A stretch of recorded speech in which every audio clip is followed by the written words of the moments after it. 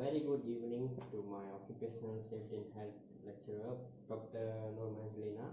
I'm Divendra from DPE 1B. I'm here to present my case study 2, which is in the topic fire safety.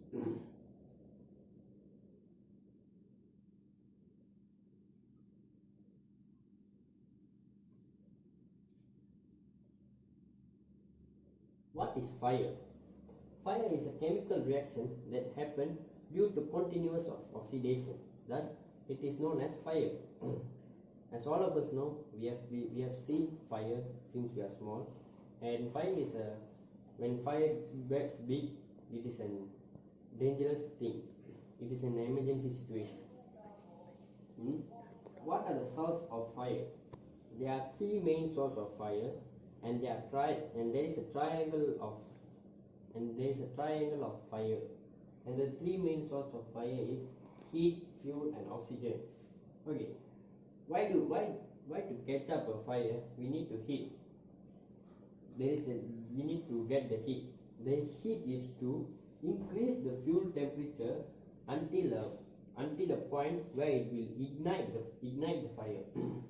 And why do we need fuel? As all of us know, fuel is petrol, as most of us call it as a petrol. And petrol is a combustible or flammable material. Fuel is categorized into three: gases, liquid, and solid. Gases. An example of gases is natural gas, and an example of liquid is gasoline or petrol. And an example of solid is a solid thing which can cause fire, such as wood, coal, paper, wooden, and many more things. And why do we need oxygen to cause a fire to happen? Because oxygen, 16% of oxygen need to sustain a fire. As all of us know, there is the proportions of oxygen in the air is 21%. Thus, the needed amount of oxygen to catch a fire is just 16%. Thus, the probability for a fire to happen is high. Thus, these are the three main sources of fire. And the possible causes of fire in the Pusa Tafis that happened last year, from my opinion, is smoking. A piece of smoke which has been thrown into the compound of Pusa Tafis might catch up a big fire, because the smoke has not been erased. Thus, it can cause a big fire. When there is a grass which has been dried, so it can catch a fire, then the probability is high to have for this thing to happen. And another thing from my case study is sparks and arcs. Sparks and arcs are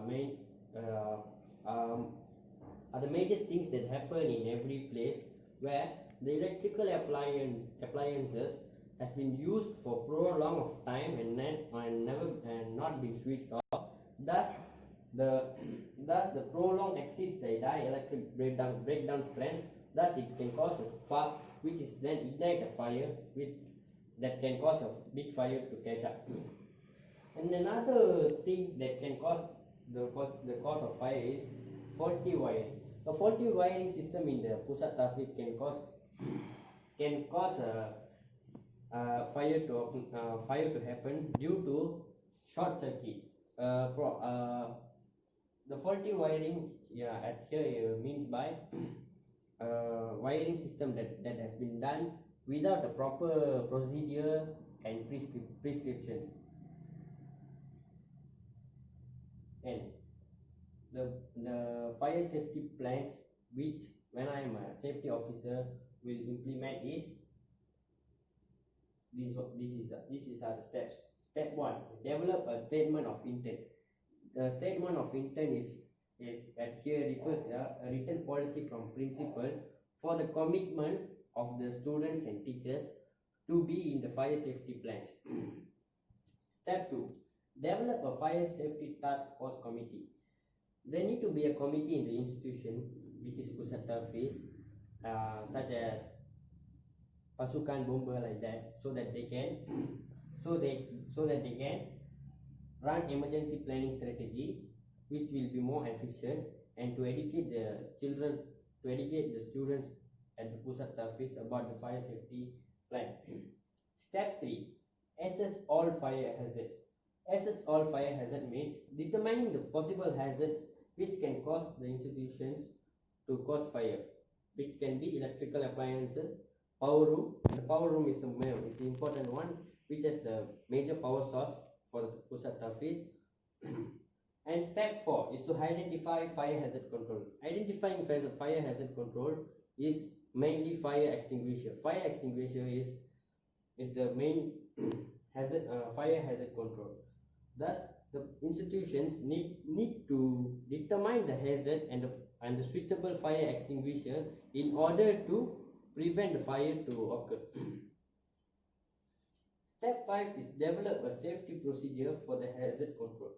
Developing a safety procedure control at here means when they use the electrical appliances at the Pusat Tahfiz, they need to switch on and open the plug, and for the power room they need to manage it in a proper way, and the wiring system in the power room should be in a good conditions, so that there is no any short circuit and sparks, so that it won't cause fires.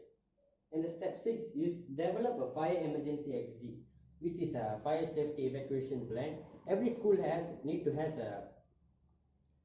a specific staircase to be used in case of emergency. In case of getting fire, they need to be trained to use that staircase in order for them to get to a safer place. Step 7. Conduct the training. Conducting the training with the school teachers and the students can be the most efficient thing, because when they conduct a fire safety training, the students and the teachers will be familiar with the safety evacuation plan, so that they will know in case of emergency where they need to go.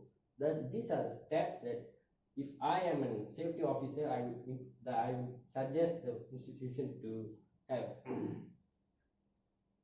And the lessons learned from this incident. The first lesson that I have learned from this incident is every institution should have a fire safety and evacuation plan. That's the most important thing, so that they can escape from it, so that they can escape from a fire very easily. And every institution should have a proper fire extinguisher according to fire hazard. And every institutions and the principal are duty to make sure the fire extinguisher is not expired and can be used for the hazard that is in the school, so that in case of emergency they can use it to avoid the fire to catch up bigger. And the third lesson that I learned is turn off electrical appliances when we are not using it, to avoid spark. Even though it is in institutions or in our house, we need to turn off the electrical appliances and switch off it in order to avoid overflowing of the current, which can cause sparks and might cause a big fire. Since then, got my presentation. Thank you.